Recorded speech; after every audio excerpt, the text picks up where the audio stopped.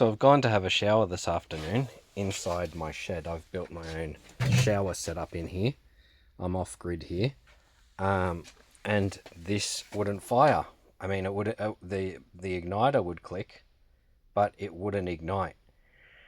And have I come across that exact problem before? I don't think I have on this unit. I've come across quite a few problems on this unit, but not quite that problem. The most regular problem that I can think of with this unit is when the battery gets flat. As you can see, I've tested a different battery today because, I mean, that one read 12.3, and that should be fine. So I got the other one, which was probably, I didn't test it, but it was in the car. Just took it out to give it a try, and that made no difference. Usually if the battery's a little bit flat, it will still run, the gas will still ignite, it will still burn, but oddly enough, it will burn colder than usual. So this unit normally gets up to almost 50 degrees maximum. But when the battery's low, sometimes it will, the temperature that I remember getting up to is 34 degrees. It will sort of sit on that, which is not horrible when you're in the middle of a shower, but it's not great either. So once you feel that it's gone cold when you haven't turned it down, a lot of times that can be traced back to a battery that needs charging up again.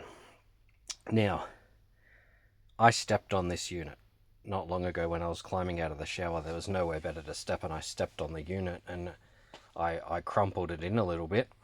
So that was what I thought was going to be the culprit, even though I've been showering for probably like a week since with no issue.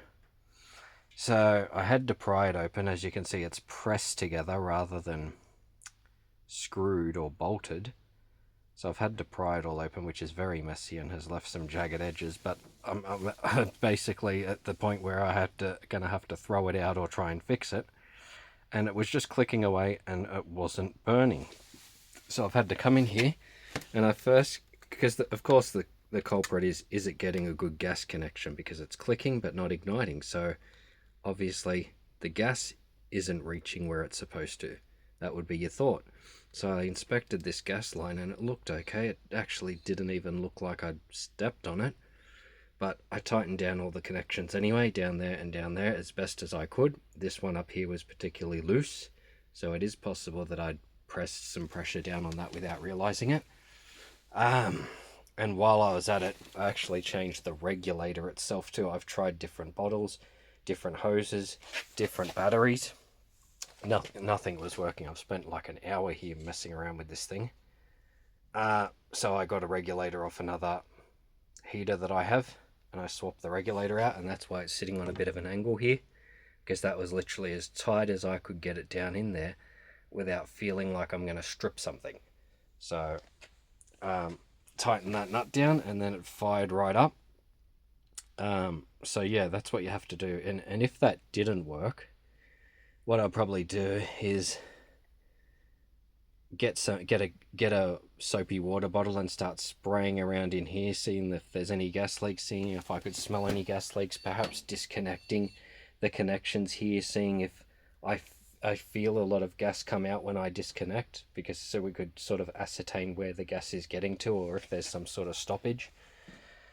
And obviously you do have to make sure all your connections are super tight. So that's this one under here. That's the one that goes into the unit, and the one that's up on here. These all have to be really tight, because a lot of the times they won't activate unless they're tight. You can put some multi-grips or pliers on it and get it as tight as you can without feeling like you're going to strip something. So that's what I did. Like I said, if your battery's low, it should still fire, it should still run, but it will just run at a lower temperature. It is a bit of a shame that I've had to mess all this up in order to get it working again, but I'll just press it back down on there as best I can. It's better anyway, because now it's open for next time that something goes wrong. It's just going to be easier access. But I'll just press it back down on there, and this will always just remain at full temperature from now on. So yeah, just thought I'd do a quick video. That's how you diagnose it, getting it open.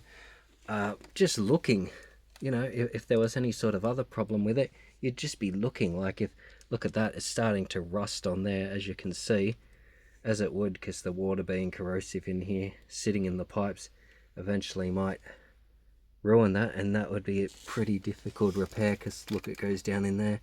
So once that starts leaking, you would be in trouble unless you can sort of patch it up with some sort of JB weld or something, because it doesn't look like it's very replaceable. Look at it, bends right down in there under the unit, tucked right in there. You're just looking for things that are wrong, like obvious things that are, you know, maybe a wire's come out, or yeah, something rusted out. That's what you'd be doing, but you got to get it open. Once it is open, like if it's fixed in place, most people would have them for camping, but mine's fixed in place here, so I'd just keep it here, you know, semi-closed, so that I have the access port for next time. So yeah, hope that helps with some of yours.